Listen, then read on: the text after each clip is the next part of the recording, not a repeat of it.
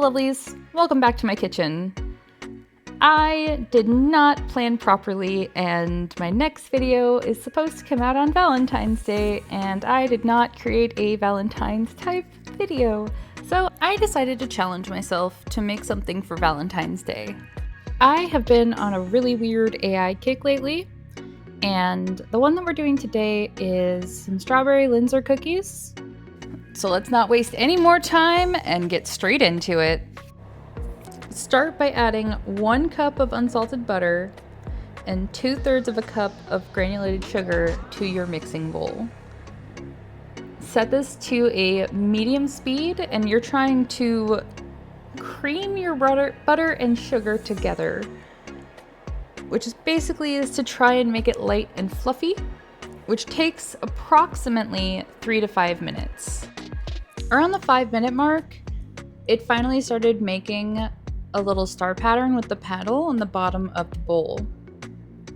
So at that point, I stopped the mixer and I added 1 teaspoon of vanilla extract and mixed it in. Now it's time to set that aside and whisk together our dry ingredients. We start out with 2 cups of flour, and then 1/2 cup of almond flour, 1/2 teaspoon of ground cinnamon, and 1/4 teaspoon of salt. Now we're gonna whisk this together until everything is evenly incorporated. Since I have a wheat allergy, I did use gluten-free flour, but if you don't have a wheat allergy, feel free to use regular all-purpose flour. And if you use gluten-free flour, just make sure that it has xanthan gum, because that is what actually acts as the binder. That is basically what's going to replace the natural gluten that's in normal flour. It's time to mix it all in with our wet ingredients.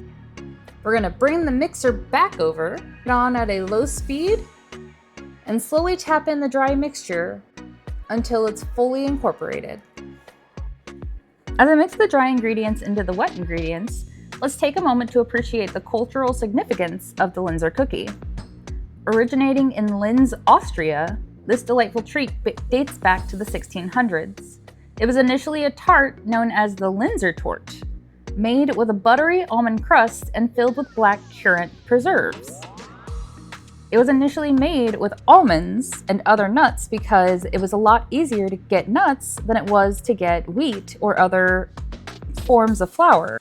Over time, bakers were able to transform this tart into a cookie by taking the tart dough and then cutting a Linzer eye, which is the part that allows you to see the jelly or jam squished in between the 2 cookie layers. Okay, we have officially formed dough. It's time to take the dough out of the bowl and set it on a floured surface, and then we're going to use a rolling pin to roll out the dough.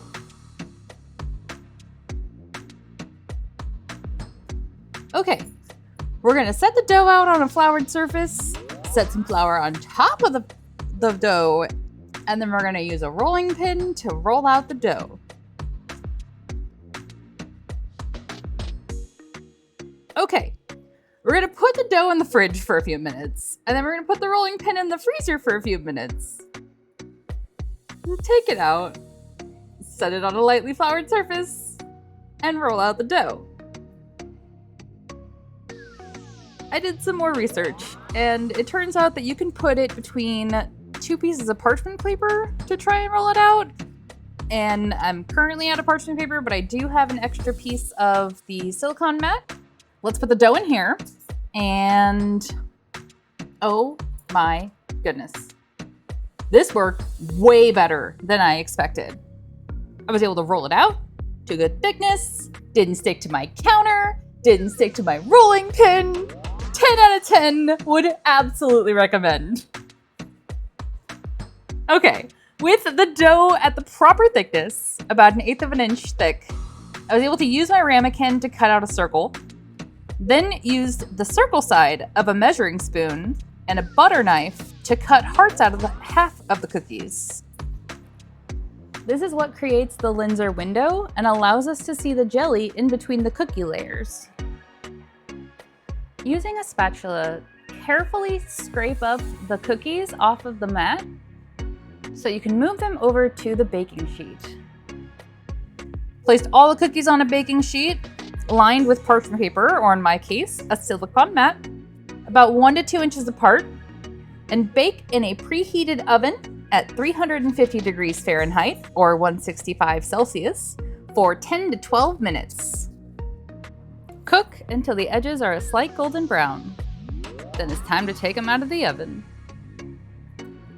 Allow the cookies to cool for a couple minutes on the actual tray itself before moving it to a wire rack. If you move it too soon, they will be a little bit soft and you can end up cracking it like I did here. Allow the cookies to cool down completely, and then it's time to assemble. To assemble, grab one of the bottom cookies, that's one of the ones without a window in it, set it on the plate, and then grab your jam. In my case, I'm using strawberry jam, and spread it all across the cookie.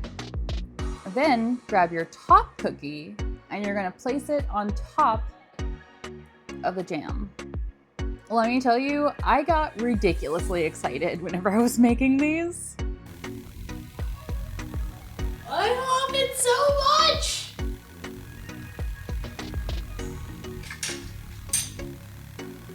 Look at it!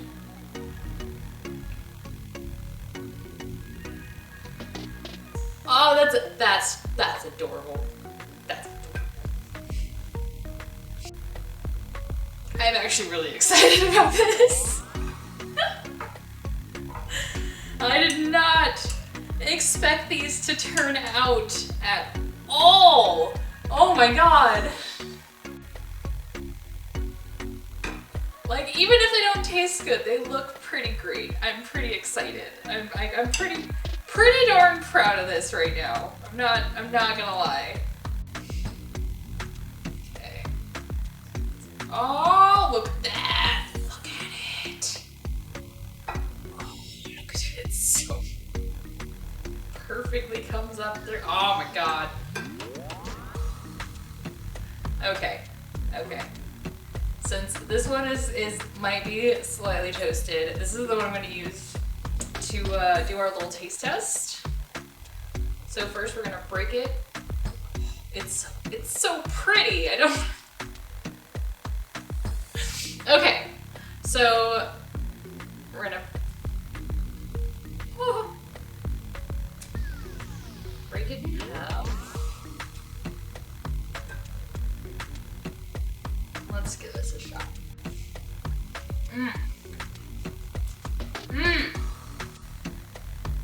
Oh, that came out really good.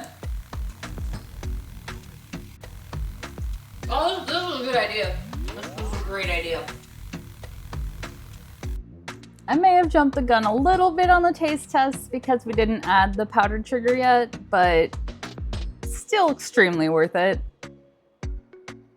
I went ahead and assembled the rest of the cookies and then set them up on a wire rack, added some powdered sugar to them, and I think they came out really nice. They taste fantastic, and this is definitely an AI recipe I would recommend. Thanks so much for watching. If you liked the video, don't forget to give it a thumbs up and subscribe, and have a lovely Valentine's Day.